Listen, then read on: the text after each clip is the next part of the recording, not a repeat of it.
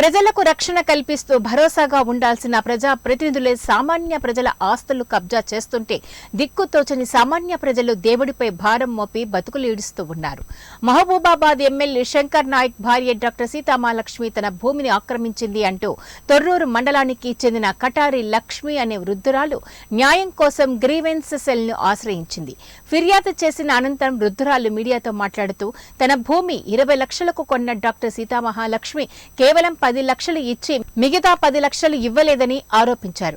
సంవత్సర కాలంగా తిరుగుతున్నా స్పందించడం లేదని మధ్యవర్తిగా ఉన్న జెడ్పీటీసీ మంగళంపల్లి శ్రీనివాస్ తప్పుకోవడంతో గ్రీవెన్స్ సెల్లో ఫిర్యాదు చేసినట్లు ఆమె పేర్కొంది. మీ పేరు? నా పేరు కడారి లక్ష్మి. ఎవరు? కానపురం భూములు, కొత్తగూడెం మా ఊరు. నేను ఉండేది తొర్రూరులే. అయితే ఈ 5:30 కాడికి వచ్చిండ్రు వీళ్ళు, శంకర్ నాయకుని భార్య. ముందు శంకర్ నాయకుడు అడిగితే ఇయ్యనన్న 10 లక్షలకు ఇయ్యనన్నాక పోయిండ్రు. పోయి మళ్ళీ 20 లక్షలకు ఇస్తారమ్మంటే పోయినా. పోయి ఏం చేసినా టేబుల్ మీద 10 లక్షలు పెట్టిండ్రు. ఒకటి ఏంటిది ఏదో ఉంటుంది కదా మంది చెక్కులు, ఆ చెక్కులు కూడా పెట్టిండ్రు. దాని మీద పెడితే ఇడిపించుకొని వీళ్ళని నాకు వద్దు, నాకు పైసలు వేయిండ్రు అన్నాక ఏం చేసిండ్రు, సరే పైసలు వేయిస్తానని రాపించుకున్నాడు.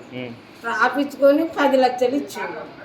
10 లక్షలు ఇచ్చి సంతకం పెట్టించుకున్నాడు. సంతకం పెట్టించినాక కూడా నేను అన్న కదా సీతామహాలక్ష్మిని సంతకం పెట్టుకోండి అన్న అంటే వీళ్ళు ఇద్దరు అన్నారు కదా మేము ఉండగా నీకేం భయం లేదు అన్నారు. ఈ రాసిన వాళ్ళు ఉన్నాకేం భయం లేదు, ఎల్లుండి ఇస్తా అన్నది.